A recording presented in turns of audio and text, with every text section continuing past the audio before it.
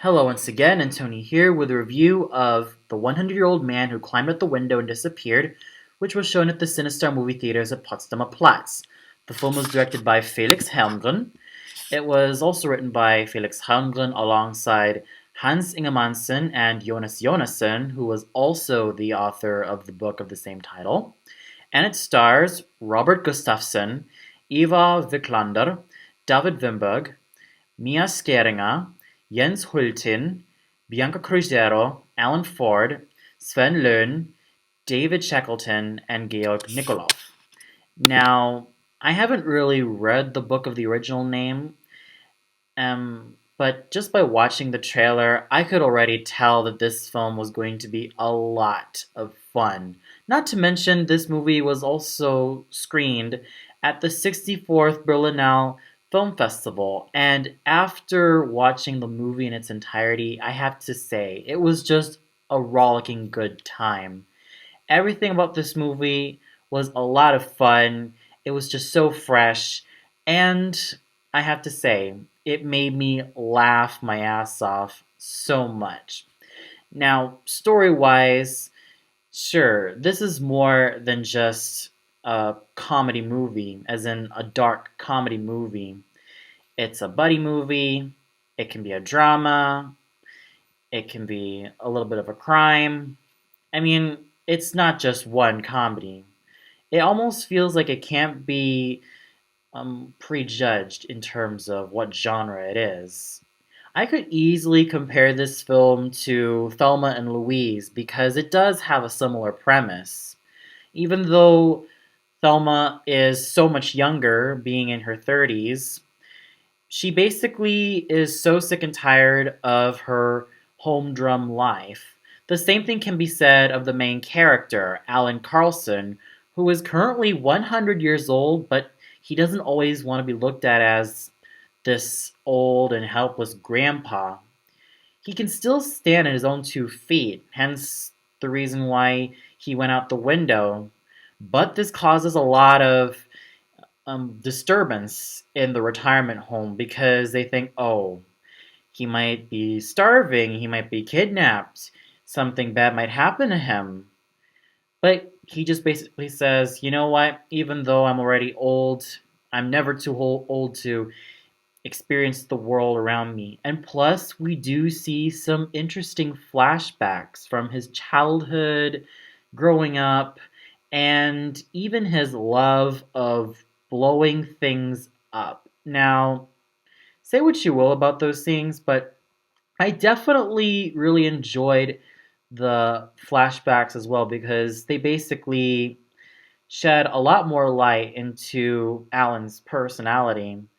So, even though the story at times can be told through flashbacks, it's also a buddy crime comedy because, sure, Alan, alongside Julius and Gunilla, accidentally commits some crimes along the way, mostly involving a gang who wants, like, the 50 million euros to be sent to some British crime lord or something like that.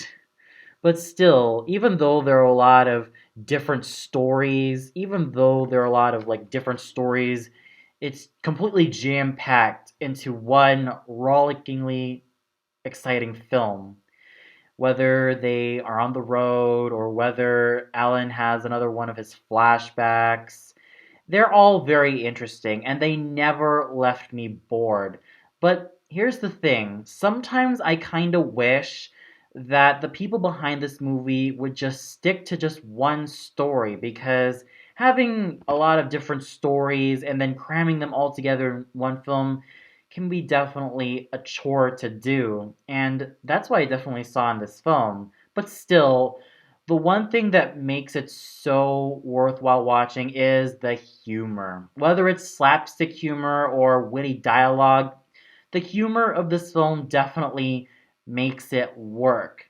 So that's all attributing to solid writing. Yes, I've watched this film in English subtitles from its original Swedish language. And I have to say, everything was solidly written, and the humor makes me want more. But even though the stories tend to switch from side to side and almost feel like they're almost all over the place, well, it's safe to say that it's very compelling nonetheless.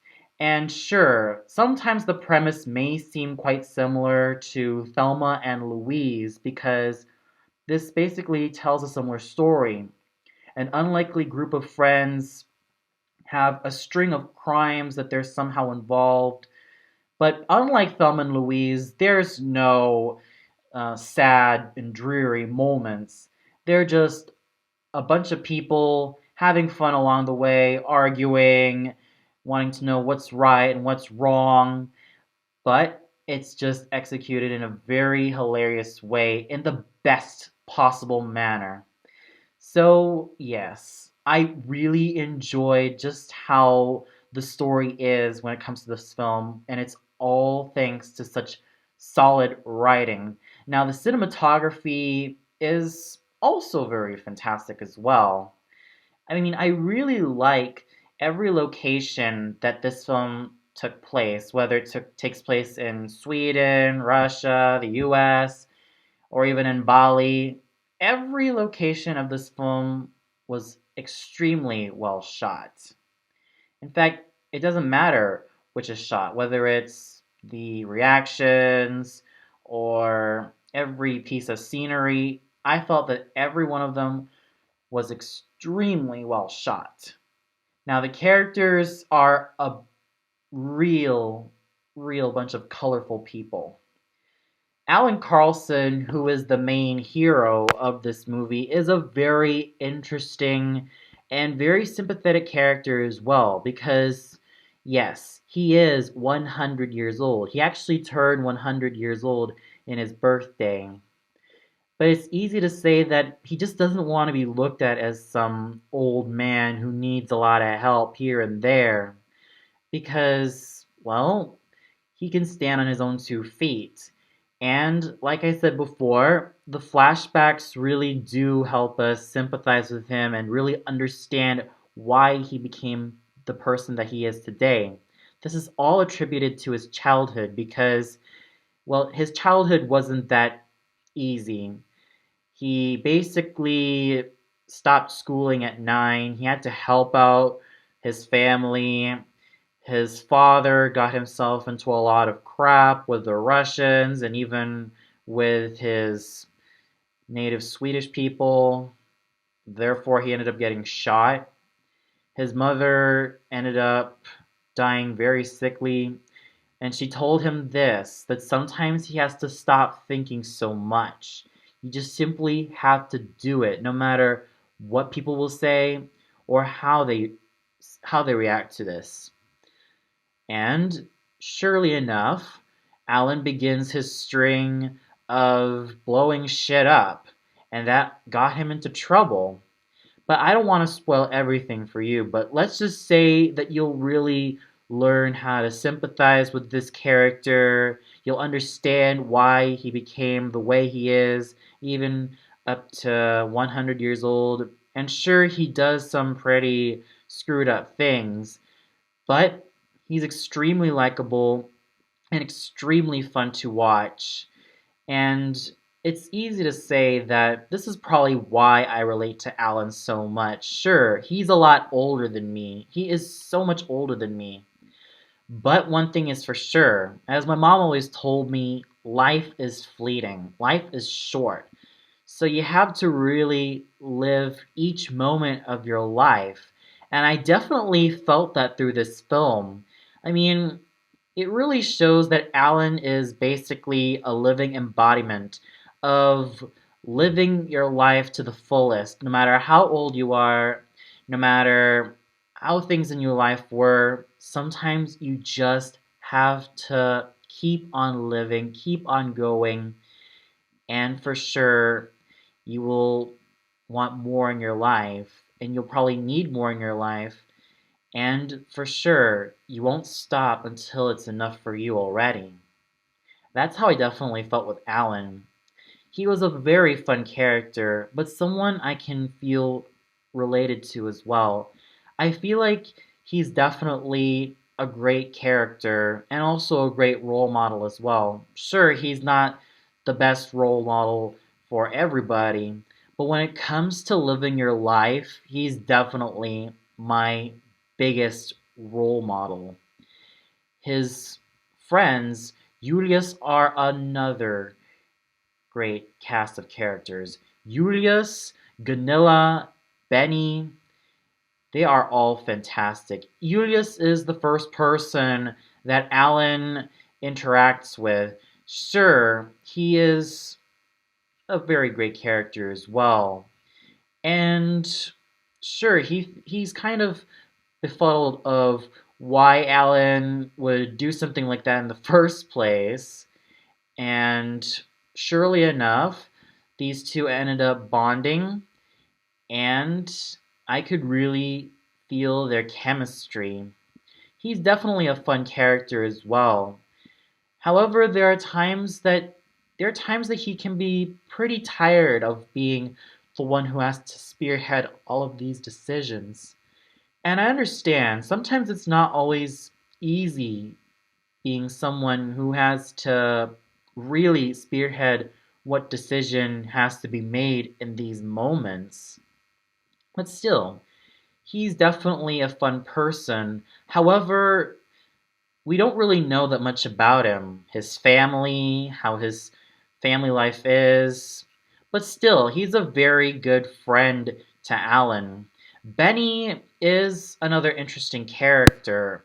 He's pretty much a young man who is nearing his 30s but is still a student.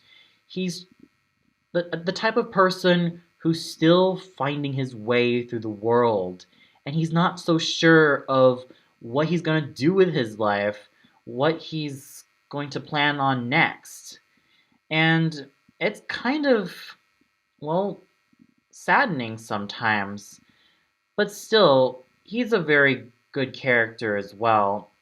He's definitely a great friend to Alan, Julius, and he eventually warms up to Gunilla. Now, Gunilla is another fun character. She's a tough, no nonsense young woman who basically had some bad relationships with men until she meets Benny.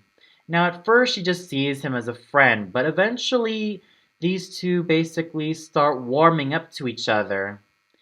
And that's what makes her a very fun character. Sure, she may seem tough and very hard nosed, but she definitely has a soft side, especially when it comes to people like Benny and at times Alan and Julius. Now, Gedon, I thought was just fun to watch. His main mission is basically to get back the $50 million that was in the suitcase to give it to this crime lord whose name is Pim, and he's quite a determined fellow. However, when he gets sat on by Gunilla's pet elephant, things kind of turn for the hilarious, especially when he has amnesia. But it's safe to say that he's definitely a very fun character to watch. Now, Pim, oh my goodness, I had so much fun watching his every antics on screen. The way that he has this type of presence, even though it's very commanding, he was just so hilarious. Every piece of dialogue that he said was just hilarious in the best possible way. Sure, he may be the boss, but my goodness, every time he says all of these swear words and the way he talks to his underlings, I definitely thought that was just hilarious. And that's pretty much it. Every character in this film, they were basically all likable. They all have their charm, and I didn't see any character that was unlikable. They were all lovable and very fun in their own special way. Now, going into the acting, Robert Gustafsson as Alan Carlson, was just fantastic. I was especially astonished to see him in the same makeup he used when he was 100. I almost didn't recognize him when he was a lot younger. But when I looked at his younger self in the flashbacks and then see the present 100-year-old man that he turned out to be, I was just like, wow, that is some fantastic makeup work the people behind this movie did. He was able to play all of Alan's eccentricity very well, and he was able to make Alan such a very sympathetic character, not to mention very fun to watch. And then we have Ivar Viklander as Julius. He was a lot of fun. His acting was very solid as Julius, and every dialogue that he said was just screaming with awesomeness. Then we have David Vibug as Benny. He was able to play Benny's insecurities and lost sense of direction very well. Then we have Mia Skeringa as Gunilla. I definitely really like this actress. I really like Mia Skeringa as Gunilla. She was able to make Gunilla a very tough, hard-nosed, yet very sympathetic person.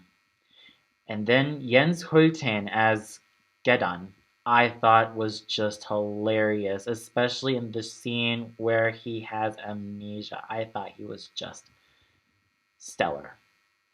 And then Alan Ford as Pym was just hilarious. He was just hilarious in everything that he said, and I definitely feel that he held his own, and he was another fantastic performer.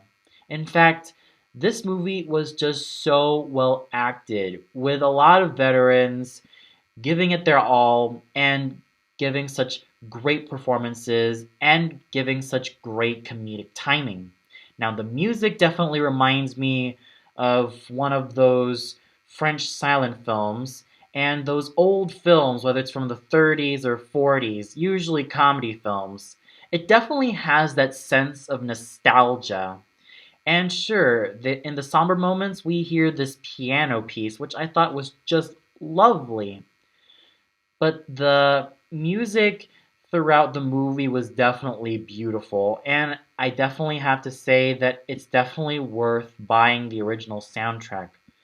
So overall, this movie, The 100-Year-Old Man Who Climbed Out the Window and Disappeared, was definitely a rollickingly fun and wonderful film with great comedy, great acting, great characters, and great music. This film is definitely beyond recommendable.